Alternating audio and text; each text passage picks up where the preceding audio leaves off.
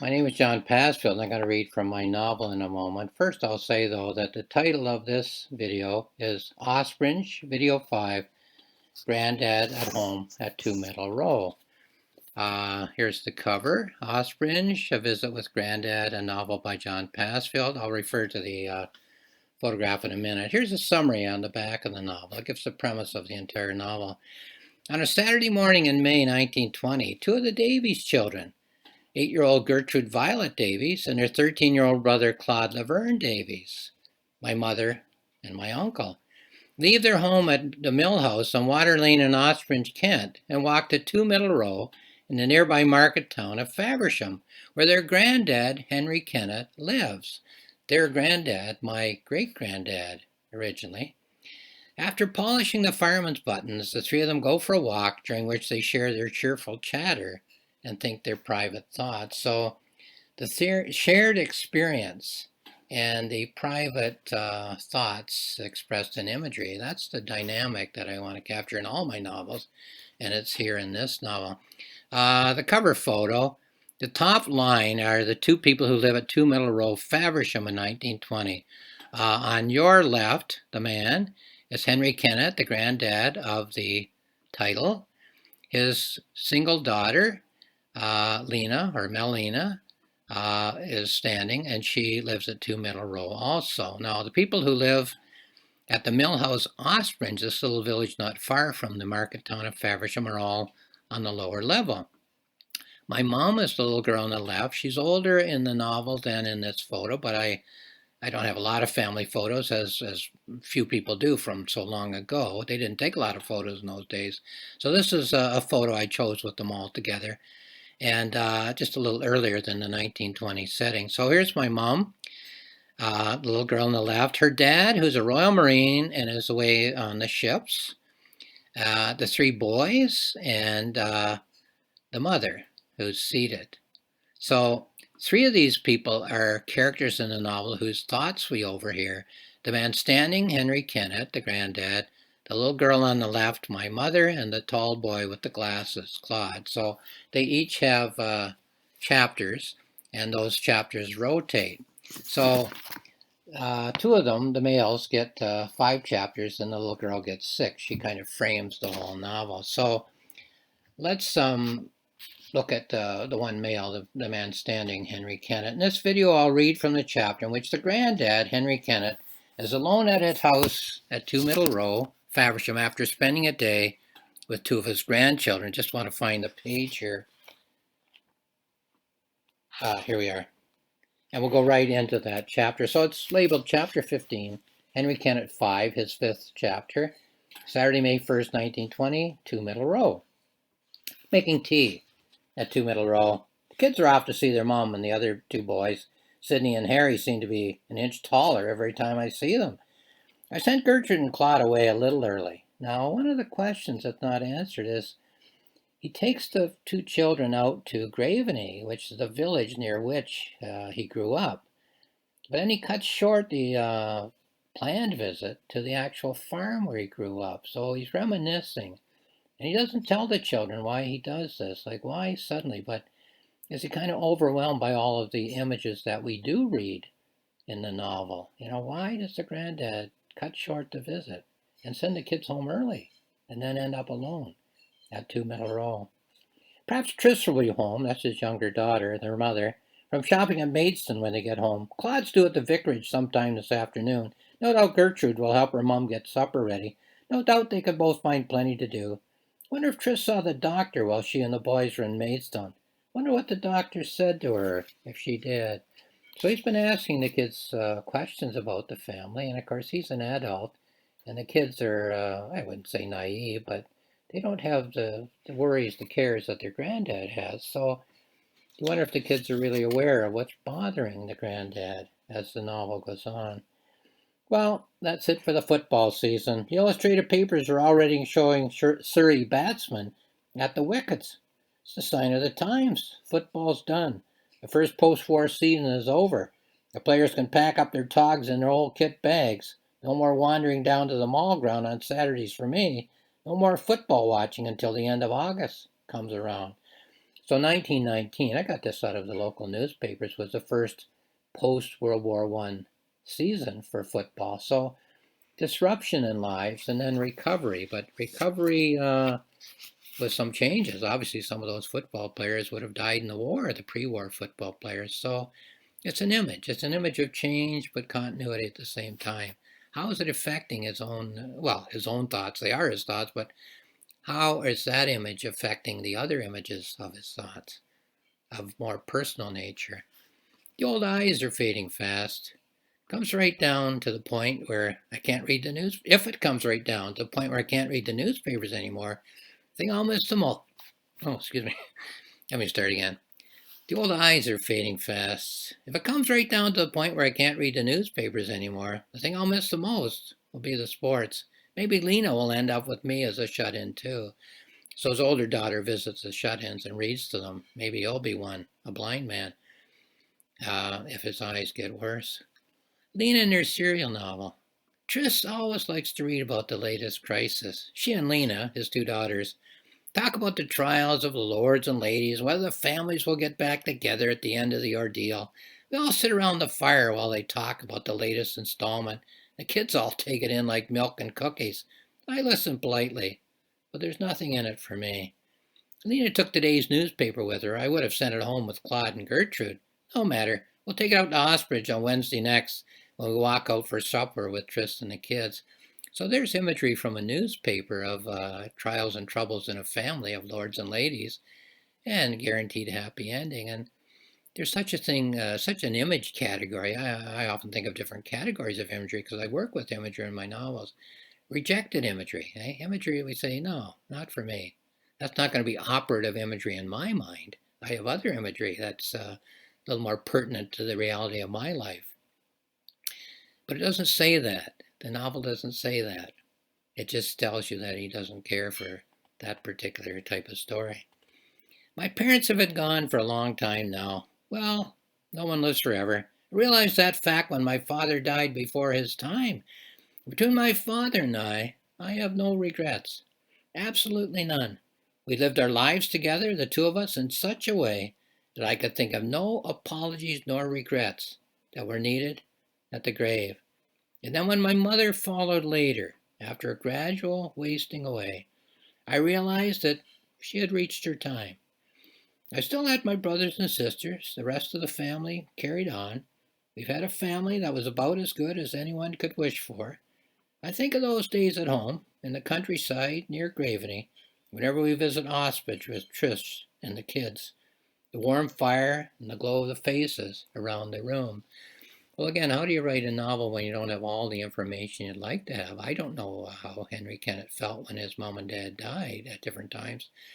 I didn't know how I felt when my dad died. I had no regrets. You hear about people who say, "Oh, if my dad could come back, I'd say, sorry I treated you so badly and sorry we argued all the time." Well, I had no regrets on that score.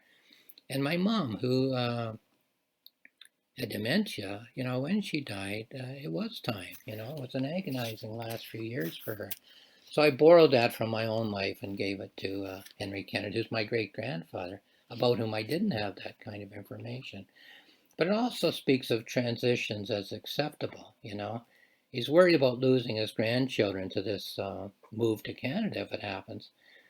And so imagery of changes that somehow are okay, not desirable, but you can live with them, life does go on, might have an effect on the other imagery in his mind for the reader to think about.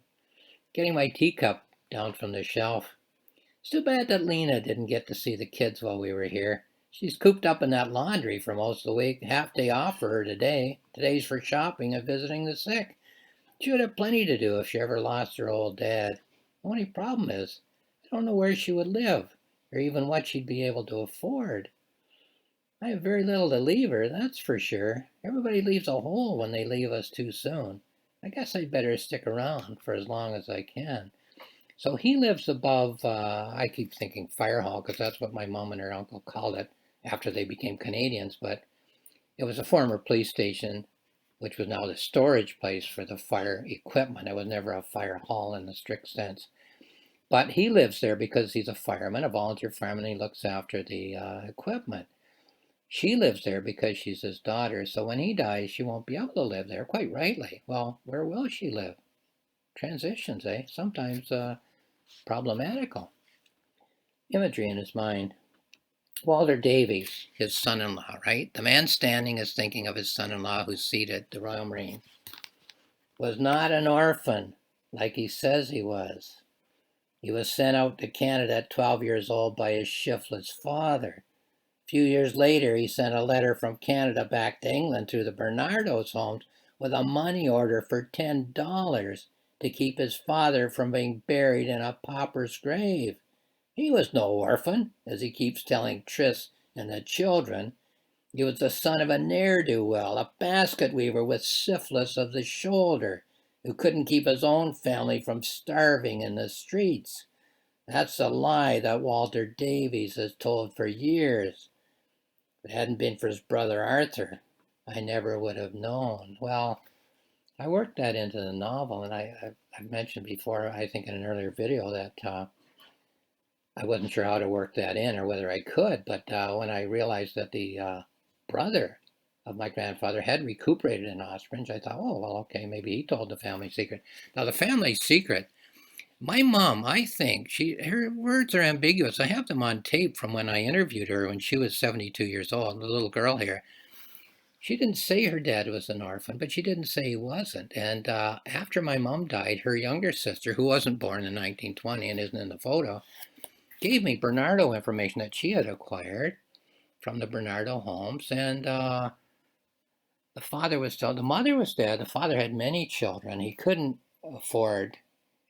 earn enough money to keep them all. He was a basket weaver with syphilis, a venereal disease of the shoulder. He took 4 boys to the Bernardo homes. They kept 3. They sent 2 to Canada, my grandfather being one of them, and they kept 1 in England.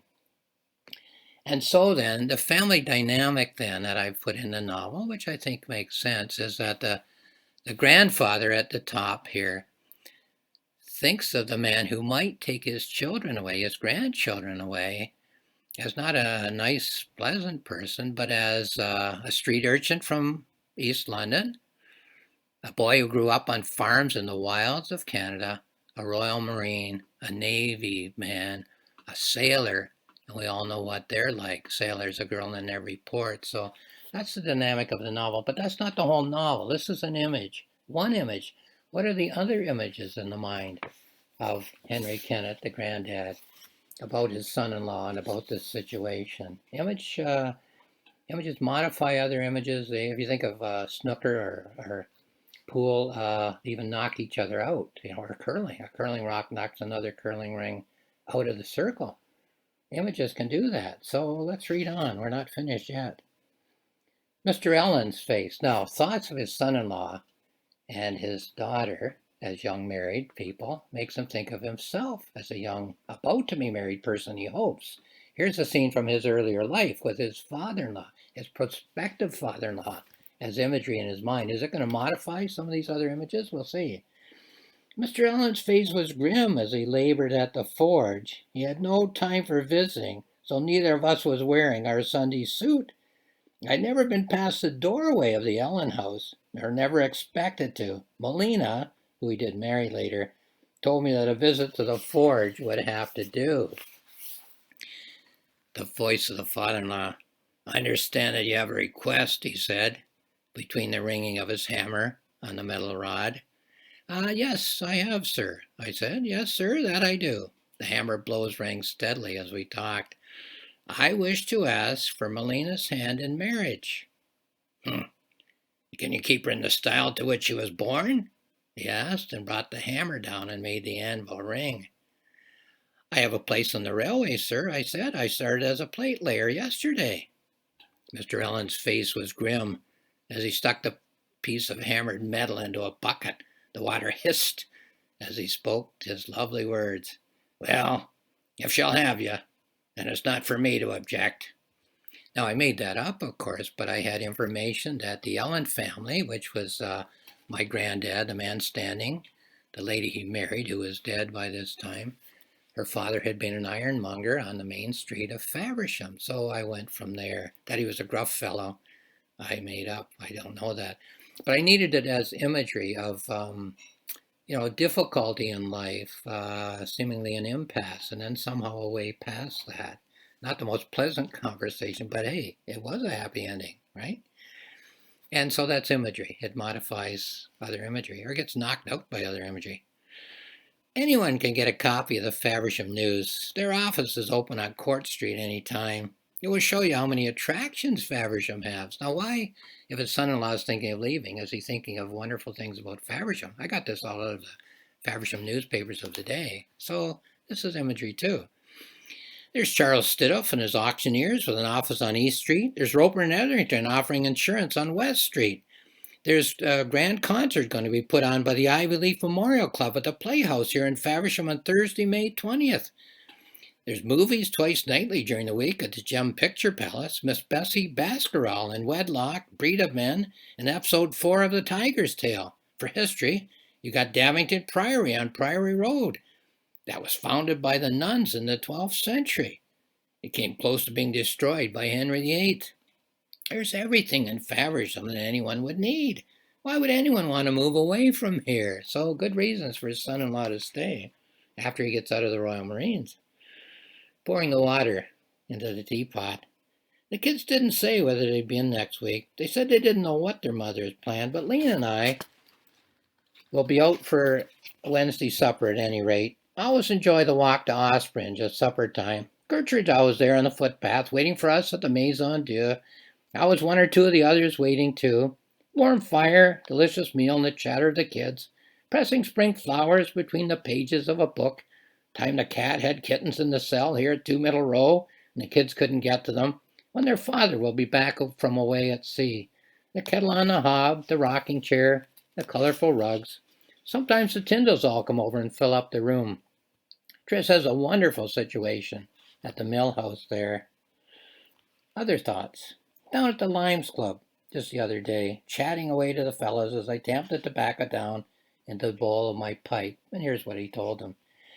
I'm not planning to die very soon, mind you, but if anything should happen, you fellows might wonder how I'd like my funeral to be. Just put my coffin on the fire engine, covered with the Union Jack, and place my helmet and my hatchet right on top. Drive me down to the Love Lane Cemetery out at the edge of town, and bury me with the full fire brigade honors, with members of the 2 brigades, the old brigade and the new, forming an honor guard, with Chief Holmes and Reverend Sperling by my side. That'd be fitting for the end of a fireman. That would be the way to go. That's the way I'd like to see her out. Well, I got all those details from his obituary. He did die in 1935. But interesting that he thinks about changes. One of the biggest, of course, would be him departing this world. But a newspaper in my wallet tells the tale.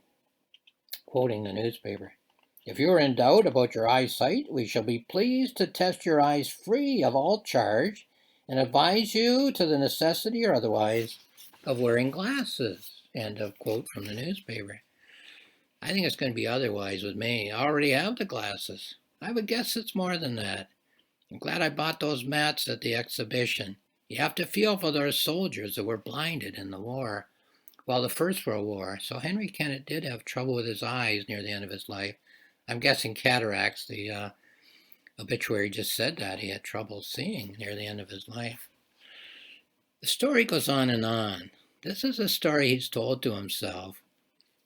An imaginary story, which is kind of the rock that knocks out the stories of the lords and ladies who have happy endings. And it's his personal story, but it's projected into the future. If we want to think of the future, we really have no information. So we make up imagery. Maybe this will be the imagery of my future. So here's this story. It irks him. It nags at him. The story goes on and on. One day, the sailor becomes restless, as sailors often do. The promised land is just as difficult as any other place to live. And the promised jobs are just jobs and require hard work. Work that the sailor has never had to do. And the sailor feels the burden of a wife and a bunch of children. And he packs his sea bag in the middle of the night and steals away. He catches a ship and sails the seas, and his wife and children are abandoned. in a land that is far away from the places that they know, and they have no means of returning home to the grandfather and the sister. The sailor does what his father has done. He abandons his family to live a miserable life. All imagery from his present projected into the future in a very negative way. I'm sure that the shut-ins wouldn't like to hear my story. Their stories always have a happy end. So a little bitter here, eh? But is this the only image in his mind? Is this the image that will dominate all the other images? Alone at 2 middle row, sipping my cup of tea. Claude's a bit of a brooding boy, but he'll be fine. They say it's natural for that age. Seems to feel a little unsure of himself. It's work that will settle him down. He has a good place now at the Ospringe vicarage. Well, I'm sorry I'm chuckling at my own novel, but scrubbing pots and pans in the boy's mind, good job to have in the grandpa's mind. We all have the same information. We have different views of that information. I was working on a neighboring farm when I was 14. Life leads us along such paths as we can't foresee. The 2 small boys are young yet, but will have definite possibilities. All the same, Sidney a little dreamy, a lot like his mom, a lot like me. Harry straight as a ramrod, standing at attention as I come in at the door. There's the military in his future, that's for sure. A son to please his dad, I can see. Perhaps there'll be more in the future. Who knows how many grandchildren before we're through. Melina and her illness. Now he's thinking of his wife, who is now dead. He's a widower. Time was cruel to her, it was. She was struck at an early age. The pain and the suffering were so intense. The toll it took on the girls themselves.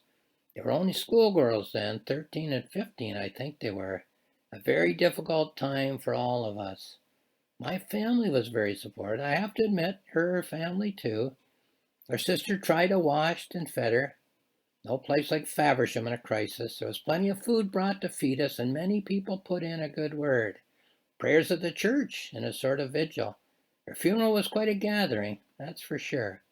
People I hadn't seen for years and years. I washed Melina's forehead and gave her a kiss the night she died. She was worried about the girls. It was time for her to go. As she spoke, her eyes were filled with a terrible pain. So more transitions. Perhaps I'll have to decide about Melina's Bible fairly soon. I definitely want Gertrude to have it. She's the one who will treasure it most. Who would have thought that it would one day end up traveling to faraway Canada? Wouldn't Melina be surprised if she were to know? Hopefully Lena won't be hurt if I give it away. So, something good, give a Bible to your granddaughter because she'll appreciate it. But hey, how about your oldest daughter? It's her mother's Bible. We have this win-win slogan, I guess, in our lives. Sometimes it's win-lose, and you have to make decisions. Gradually, the letters from the young man from the Dover branch of the bank grew fewer and thinner, and Lena stopped reading them aloud to Tris and I. So here's another story that runs through his mind. This one actually happened. It's fiction, I made it up, but in his mind, in the mind of this character, it actually happened. When the last letter from Dover appeared on the kitchen table, Lena took it to her room and didn't come out at supper time that night. After that, she never mentioned his name again. There have been no young men for Lena since that time. Well, I knew her. She's the lady standing, and she was a spinster. I don't know, we don't use that word anymore, a single lady. She lived above the fire hall at 2 Middle Row, and my mom was a little girl. Her dad did die in 1935, as I mentioned. She had to leave, quite rightly, 2 Middle Row. Not a fire hall, as I said, but a storage place for the fireman's uniform. Somebody else moved in there. Well, she did go to Canada, and she lived with her sister and the sister's family. But then her sister died of cancer. My grandmother died of cancer, and then here she was, you might say, alone again. Had her sister's family, but a very lonely lady. And I'll just tell you something. We went to her funeral. I was 12 or 13 years old. And the whole family, the guys had a few drinks in the backyard of this house after the funeral where they'd all gathered. They were chatting and laughing. And my mom cried in the car. on the way home because her aunt had been so lonely. And here they were chatting and laughing at her funeral. They'd forgotten her on the day of her funeral. And here they were, their lives were moving on. Quite rightly in a way, but my mom was just so wounded that her aunt had been so lonely and was being forgotten during the funeral observation, I guess you'd say, at a family home in the backyard. I'll just take a little pause here.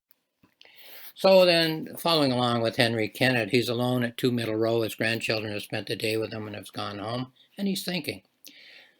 Sipping my cup of tea. Gertrude is the interesting one. Not expected to live, she wasn't, but she certainly came through. Still pale and skinny, but very alive. No doubt of that. Bright eyes and a seeking mind, pleasant smile and a cheerful hello. Always glad to see her granddad, that's for sure. Reciting a poem or explaining a drawing or fetching the sugar for the tea. No favorites now, of course, but for one who was slated to die, she turned out a gift from the gods, as one might say. Tris has a wonderful brood of children, and Walter, I have to say, is an excellent son-in-law. So here's a little imagery on the positive side. Grandfather to son-in-law. He's good for the kids and good for Tris. And as for moving, who knows where they'll be living in a year or two, or who they'll walk with of a Saturday afternoon. So trying to balance out imagery in the mind. We walk along the roadside, Lena and I, on the way from Ospringe back to Faversham, after visiting Tris and the kids of a Wednesday evening. And if the stars are out, we enjoy the beauty of the night. Lena talks about her mother sometimes, and I always say I agree. Lena would have loved to walk with us from Faversham to Ospringe of a Wednesday after work, to have supper and share an evening with Tris and the kids. Sometimes Lena talks, and I don't say very much, except to indicate that I've heard. Sometimes I think about the nights in front of the fireplace in the little house on Nelson Street in Faversham, when the two girls were very young, with Lena in her knitting and me smoking my pipe, and the two girls lying on the rug and reading their books after a day out walking in the countryside. Or sometimes, as Lena speaks, I think of Melina and I, when we were young, out walking home to Graveney perhaps, of a Sunday afternoon to see my parents, or out anywhere in the country to enjoy the sunshine in the spring, with the flowers along the roadside and the blue of the sky. Sometimes when Lena is talking, I think of a night on the road from Graveney to Faversham, that time when my mother took sick and I hurried along the road in the cold windy rain, not knowing how grave it was, and thinking of her huddled in the bed with the blankets up around her chin, and fear in her eyes, not knowing what it was that was taking her down. And my father shuffling into the bedroom with a cup of tea in his hands and his eyes saying that he didn't understand what the doctor said to him on his last visit, setting the teacup down and looking at me for help. And me, at 9 years old, running out into the night and trudging frantically from Graveney all the way to Faversham on my way to fetch the doctor in the freezing rain. Sometimes I think of a scene at the train station here in Faversham. The Davies family is there. Walter, Tris, Claude, Gertrude, Sidney, and Harry. That's the family across the bottom row in the photograph. His daughter's family. They have their luggage in a pile.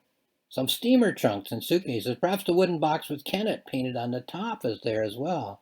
That's the box his father made for him at 12 years old so he could go out and work on farms.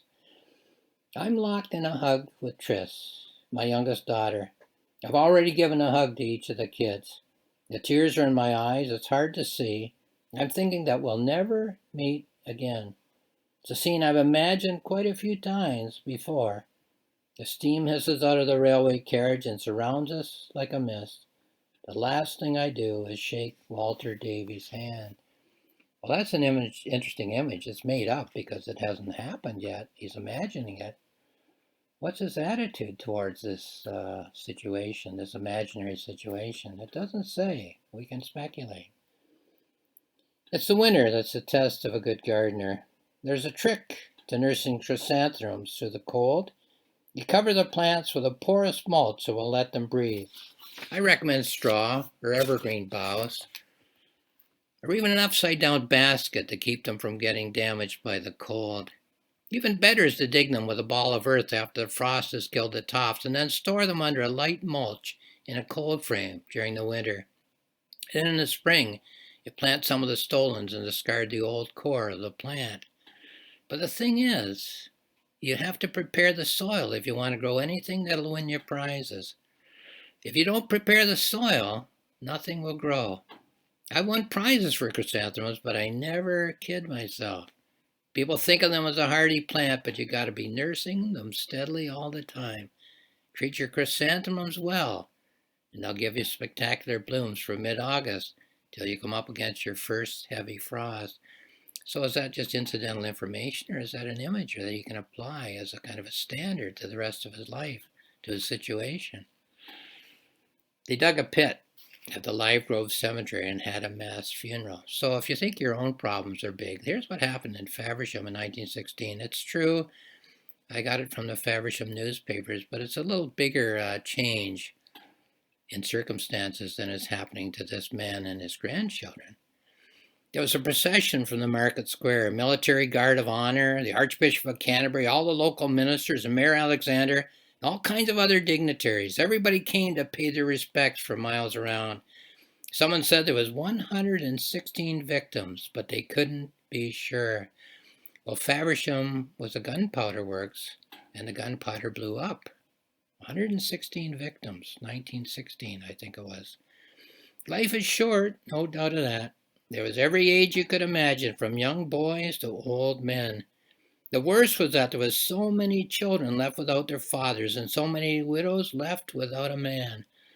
That's why I've served so long on the Widows and Orphans Fund of the Faversham Fire Brigade. There's nothing worse than the breaking up of a home.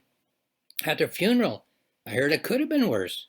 Another 3,000 tons of gun cotton was stored on the premises, and if that had ignited, there would have been such a large explosion as would have killed everyone on the site. Standing in the doorway of 2 Middle Row. It's wonderful here in the sunshine. A lot of faces walk by as I sip at my cup of tea. The people float past at the end of the lane in the market square. The generations come and go, little boys from the country in town for the day with their parents, young Albert and I with a football under an arm, young mothers shopping at market with a passel of kids, grandfathers with their grandchildren out for a Saturday walk. Melina and I, when we first set up house on Nelson Street here in Faversham, smiles on our faces as we walk in the market square. My mother and father, my brothers and sisters, my children and grandchildren, my wife, our daughters, and me. Perhaps my grandparents are here as well, Richard and Phoebe Kennett, but I can't be sure. My eyes aren't what they were. The procession moves along. Now we're here, now we're gone. Walking, a winking bubble and a cup of tea. That's the good, and that's the bad. That's the happy, and that's the sad. Every Saturday, different faces float by on the stream. I have few readers and seldom hear from them, but a man wrote to me who lived not in Faversham, but out in another village. And he and his wife go into Faversham to shop, and he read the novel, and he said he went and stood in front of 2 Middle Row, an actual building, and he just thought of the novel. And he thought of Henry Kennett, who's a fictional character in the novel, but it was also a real person who lived there. Just looking at the market square and seeing his whole life move by in a procession as he sipped his cup of tea. And that was a really nice letter to get from an actual reader who felt moved by that passage and that situation. Why would Chris be going to the doctor in Maidstone today? Can't think of anything it could be. Surely the family's big enough already. Melina and I had 2 girls, and that was enough. Claude, Gertrude, Sydney, Harry. Now another one, perhaps? Another one to buy shoes for? Another one for Tris to raise alone? How long has it been since Walter Davies was home? And then again, this man has never been to Canada. It's 1920. Maybe silent movies. You can think of Susanna Moody and her sister in Catherine Parr Traill writing about the wilds of Canada. What would a man in Canada know, or what would a man in Faversham, England, know about Canada if his grandchildren might be taken there? Here's the imagery that he has in his mind, a little different from what the father has been telling the kids. In Canada, the snow's often higher than the house, piles up and stays all winter, and the women and the children are often trapped in remote cabins with no husband anywhere near, and with the wolves whining and scratching at the door. The husbands go off to hunt or to tend the trap lines or work with the timber trade or to drink and play cards in the tavern in the nearest town and leave the women and the children at home to fend for themselves. Canada is about as primitive a place as any that exists on Earth. How anyone could want to live there is beyond belief. So, as I say, if we don't have information that is our own experience, we draw on information from other sources and we make up imagery. And that's his image of Canada. What a terrible place for my grandchildren to be taken to. Now, here's something a little different.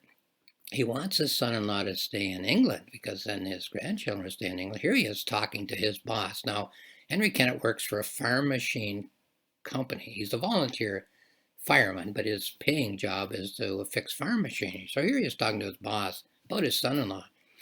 Walter Davies, the son-in-law, has turned out really well, Mr. Ted, I said to him as we were drying our hands. I know I was worried in the past. I was worried about the marriage.